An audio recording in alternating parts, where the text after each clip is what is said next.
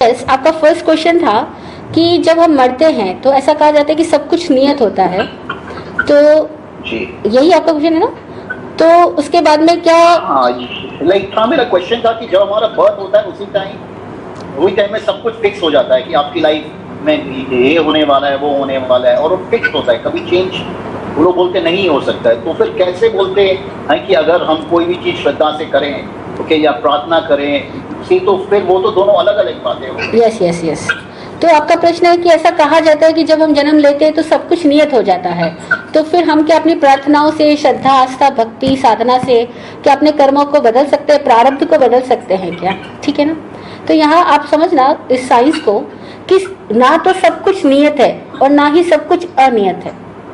Okay. कुछ चीजें हैं जो प्रीडिस्टाइंड है, कुछ चीजें हैं जो प्रीडिस्टाइंड होती है, नियत होती है, और कुछ चीजें हैं जो सदा ही अनियत होती है, जो कि क्षर आदमी को खुद को सेलेक्ट करनी होती है, खुद को चूज करनी होती है अपनी लाइफ के लिए। ठीक है ना? जैसे आपके पास में ये टीवी सेट एक पड़ा है, अब इसके अंदर कितने प्रोग्राम्स है वो नियत है कि आपके पास में अगर 20 चैनल है तो 20 चैनल आपको इस टीवी सेट में मिल सकता है, ये नियत है। लेकिन इस 20 चैनल में से आप कौन से चैनल को किस समय क्लिक करोगे, ये अनियत है। ये आपका अपना उस समय का, प्रेजेंट का विवेक काम करेगा। ठीक है? इस एग्जाम्पल से समझो, तो अगर सब कुछ ही नियत होता तो आदमी को शिक्षित करने की क्या जरूरत थी, वो जानवरों की तरह रहता ना।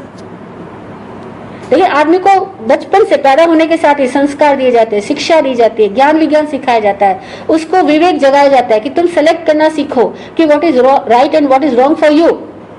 तो इसीलिए सब कुछ नियत, तो ऐसा नहीं मानना चाहिए।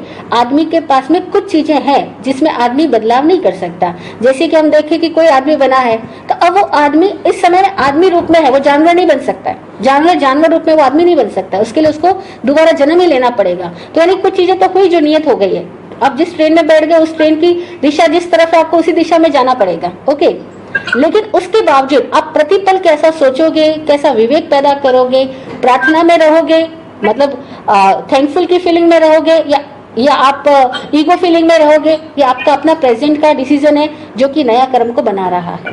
तो आदमी अपने आप के प्रेजेंट के कर्म जो उसके हाथ में है उसको सुधारता जाए, वो हमारे हाथ में है प्रेजेंट, उसको सुधारते जाओ। बाकी बहुत सारी चीजें ऐसी है जो बाहर की परिस्थितियां हैं, वो हम पूरी तरह से अपने काबू में नहीं ला सकते, लेकिन अपने मन की स्थिति है उसको हम पूरी तरह से काबू में ला सकते हैं। तो उसको समझो कि परिस्थितियां पूरी तरह से हमारे हाथ में नहीं है, लेकिन मन स्थिति हाथ में है, और इस मन स्थिति को बदलने के लिए प्रेयर्स, मेडिटेशन, जाप, ये सारी चीजें बहुत उपयोगी है, इससे हम बदल सकते हैं। दूसरा आपका क्वेश्चन है कि पुराणों में हमने सुना है कि श्री कृष्ण ने अपने समुद्र को रोक लिया था, अपने ही पैर से समुद्र को रोक लिया था। तो क्या कोई ऐसा कर सकता है?